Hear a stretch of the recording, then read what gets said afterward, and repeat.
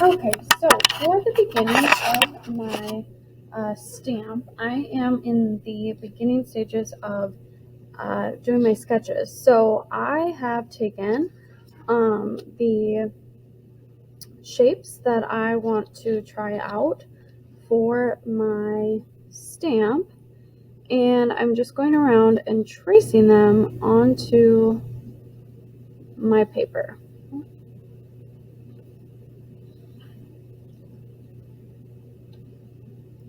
Now that I've got all three of them traced, I'm going to go ahead and start designing my sketches, my stamp sketches, and then I'll be able to choose which one I like the best.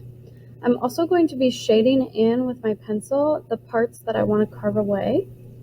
If I want to carve away my actual design, then the design will be raised in my pot. So if I want to carve away the positive space, my actual design, then my stamp will be raised, my design will be raised.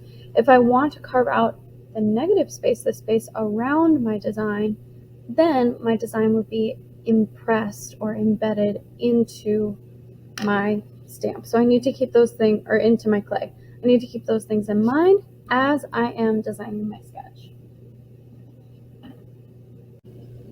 Okay, now I have my sketches figured out. Please make sure that you check off your sketches with me before you get your tracing paper and your Flair pen.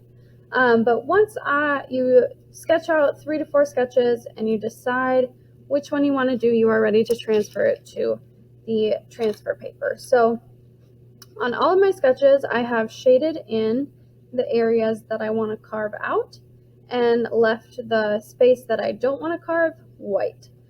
So I've decided that I'm going to go with this stamp right here.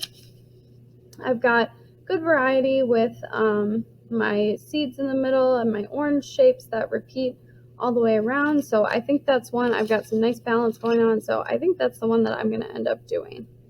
So I'm going to take my tracing paper and I'm just going to start with a washable marker. I'm going to start to trace around my shape here. Now, I am only carving out the lines that are shaded in. So in order for me to carve out all of these shapes around, I need to leave my lines a little bit thicker so that I can get my carving tool in those spaces. If I was going for this design right up here, I can pretty easily get my carving tool in these spots. So I'm just taking the time to go around these shapes, make them thick so that when I'm trying to carve into them, I don't just have a really, really thin line to work with.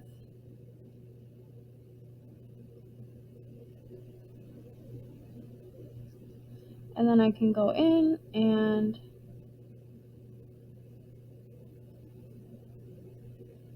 draw in my little seeds that I have in here. Okay, so I'm going to keep going with that, and I'll come back when I'm done tracing.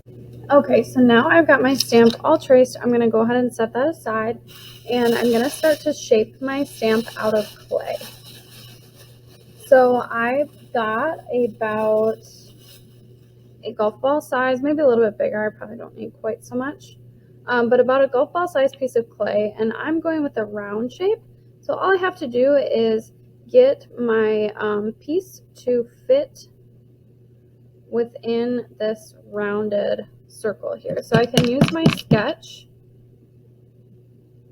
to measure, and if I were to make a square, I'd be shaping this into a square shape or rectangle, but I'm trying to get my clay stamp to about match the size of this circle right here on my sketch. So that looks pretty good to me. I'm going to make sure that my edges look good. And then I'm going to shape, this is kind of like the handle of my piece. fix anything that might have gotten distorted.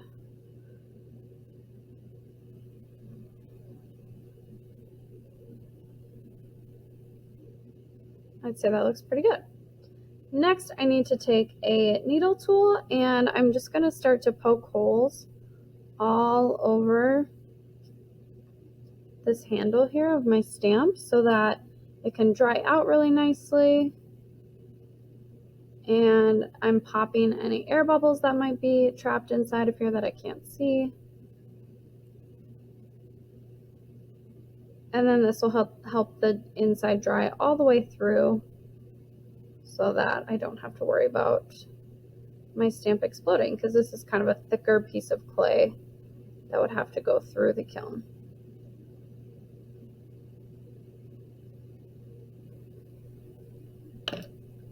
All right, now that I'm good there, smooth out anything that I may have bumped, and then I'm ready to transfer my paper onto my stamp. So I'm going to take a sponge. My sponge is just damp.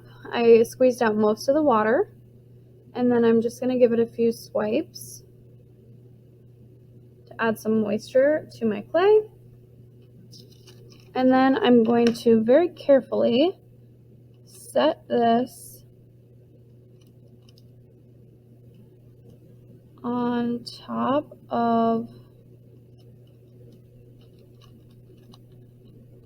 my stamp. I went to the side a little bit. I'm gonna replace that. So just took it off pretty quickly. I think maybe it'll be easier if I do this, just like this, to kind of line it up.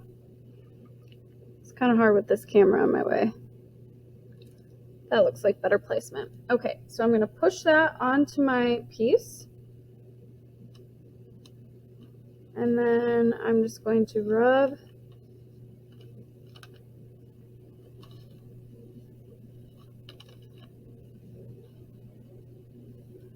and slowly, I'm just going to take a peek, make sure it transferred pretty well, and then you can peel it off, just like that. Your transfer will probably look a little bit better than mine since I had to do mine twice, but then I have my design transferred onto my stamp.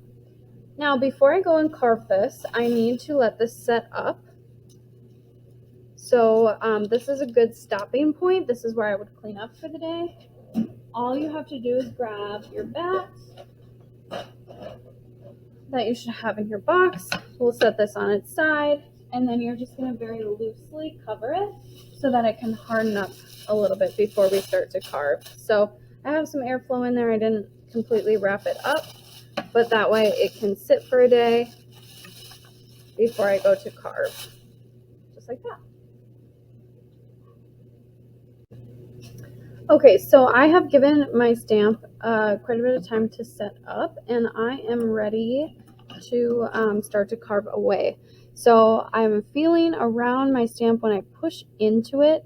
It's not moving and it's not able to be easily manipulated, so that's how I know I'm ready. If my clay is moving too much, that just means that as I'm carving away, my clay will move. Instead of giving me a nice clean carve, I'll start to distort my stamp. So I'm ready to carve. I'm going to remember that I wanted to carve the shaded areas. So whatever I carve away is going to be raised in my clay. Whatever I leave will be embedded into my clay. So I want my orange outline to be raised. So I'm going to go ahead and take my carving tool, and I'm going to start to take away those lines. I chose this carving tool right here because it's pretty skinny. It'll give me a good line. I have different shaped ones that will give you different results. So I'm going to start carving away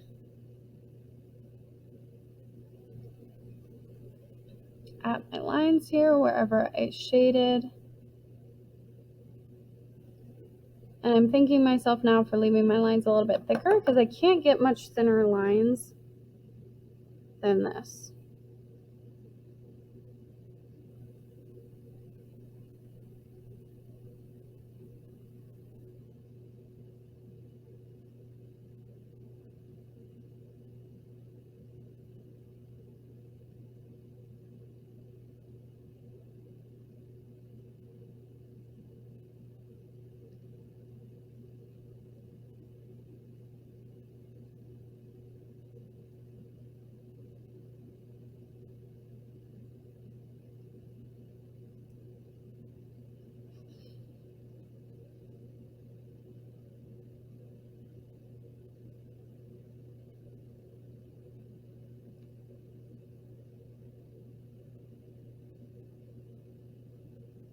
So as I'm going, I'm starting kind of shallow. And then once I get my lines where I want them, I can go a little bit deeper.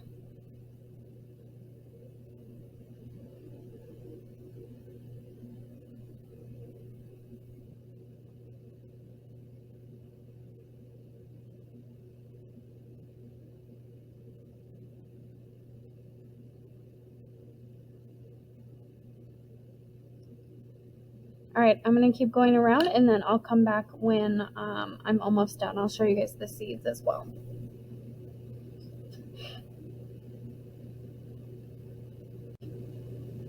All right, so I have been working on my stamp.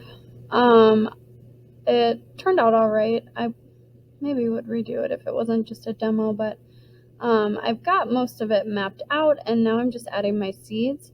Since I don't have a ton of space, all I'm doing is I'm taking this tool and just pressing the top of it into my little slices, and then I'm going to go ahead and start to smooth out some of my rougher areas. So I'm just going to take a paintbrush, a small paintbrush, and some water, and I'm just going to start to go over some of these areas where I carved in order to smooth it out.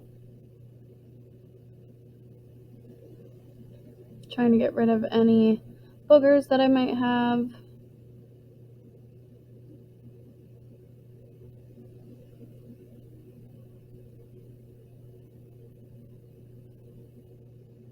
And that definitely helps improve it quite a bit. Then you can let this, once you get to this step and you've got everything smoothed out, you can let this sit out and dry. It might take you multiple days or multiple class periods to actually finish your carving, so don't feel rushed, but you can let it sit overnight when it's wrapped up if you're still carving. But then once you're done, you are welcome to just let this sit out.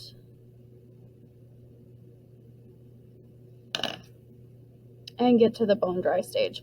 Once it's bone dry, you can try it in a piece of clay. My only warning with that is that if you have really like skinny, delicate parts, they could break pretty easily. So you can definitely try it, but it's kind of an at your own risk situation. You want to be careful with any parts that you have that are really thin that could snap easily. Yeah, when you're done, just put it on the bisqueware cart, the greenware cart, so that we can fire it. And that's how you create your stamp.